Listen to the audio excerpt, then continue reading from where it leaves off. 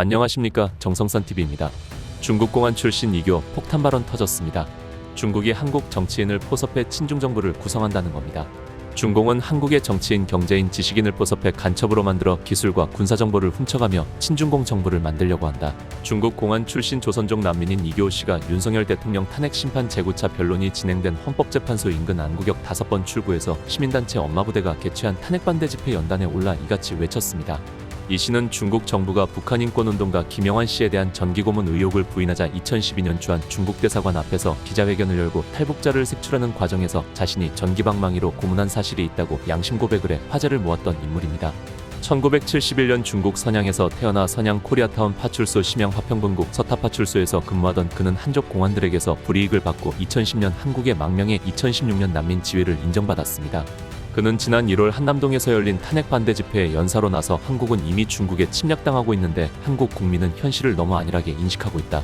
중국이 인해 전술을 통해 한국에 침투하고 있다는 현실을 직시하고 경각심을 가져야 한다고 호소했습니다. 그로부터 한 달여가 흘렀고 이 씨는 또다시 탄핵 반대 집회 연단에 올랐습니다. 윤 대통령님의 계엄을 지지한다. 한국에 중국 간첩이 너무 많다. 간첩법을 제정하라는 피켓을 목에 걸고 중국 공안복 차림으로 나타난 그는 대한민국 국민들이여 중공의 정체성 및 대외 침략 전략을 알고도 가만히 있을 것인가라고 절규했습니다. 그는 중국은 간첩법으로 한국인을 체포할 수 있지만 한국 간첩법은 중국인이 적용 대상이 아니므로 중국인 그리고 중국인으로 위장한 북한인이 한국에서 간첩 활동을 해도 법적으로 처벌할 수 없다며 간첩법 제정을 거듭 촉구했습니다. 이어 중공 정부는 대만과 대한민국을 상대로 역시 민간 교류를 한다는 명분으로 간첩을 이용해 친중공 정부를 만들려고 작업 중이라며 인구 5천만 명인 한국의 자유민주주의 가치와 상반되는 사상을 가진 중공인이 100만 명이 살고 있고 1000만 명이 민간 왕래를 하고 있습니다. 이는 중공이 인해 전술로 한국에서 돈 벌며 한국을 공산화로 만들려고 하는 침략 전략이라고 설명했습니다. 이 씨는 한중 수교 후 중공은 한국으로 공산당에 충성하는 인민 조선족 사회를 앞세워 인해 전술로 많은 인력을 보내고 있습니다. 민간 교류를 명분으로 많은 유학생, 교환학생, 연수생을 한국에 보내고 있다.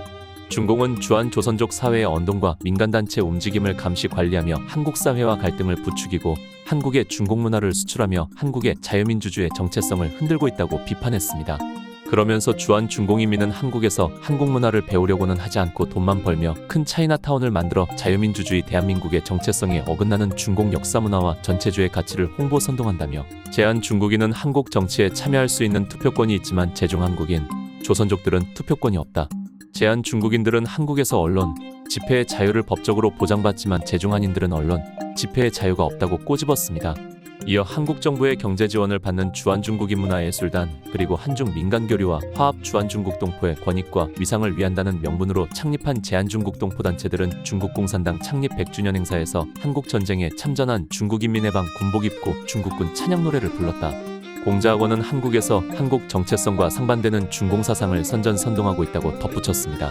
그는 과거 중화민국 시대 때 중공조직은 국공합작이라는 명분으로 국민당 정부 조직 4사람을 포섭해 간첩으로 만든 뒤 중화민국 정부를 뒤엎고 공산주의 가치를 추구하는 중화인민공화국을 건국했다.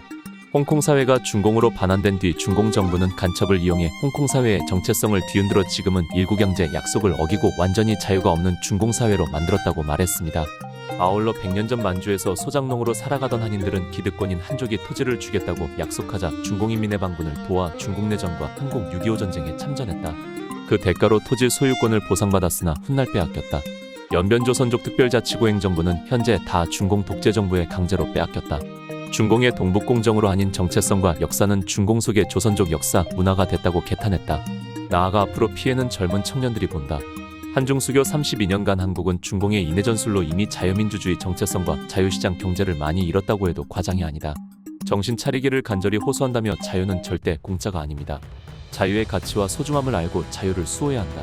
전체주의를 추구하며 선동하는 지식인, 정치인들과 싸워야 한다고 간절히 호소한다고 말했습니다. 마지막으로 그는 대한민국의 친중공 정부가 들어서면 저는 중국으로 추방당할지도 모른다. 그러나 나는 중공 출신 난민으로 한국에서 자유를 15년 만끽했으니 한국 국민에게 감사하는 마음을 전하기 위해 목숨을 걸고 공산당 및 전체주의와 싸우겠다고 약속한다고 강조했습니다. 중공인들의 더 이상 한국으로 오는 것을 막든가 아니면 철저한 신분조회를 해서라도 숫자를 줄여야 하며 차이나타운식의 그들만의 지역을 만들면 안 된다. 훗날 그 지역에서 우리와 충돌이나 분쟁이 생길 경우 더 큰 문제거리가 됩니다.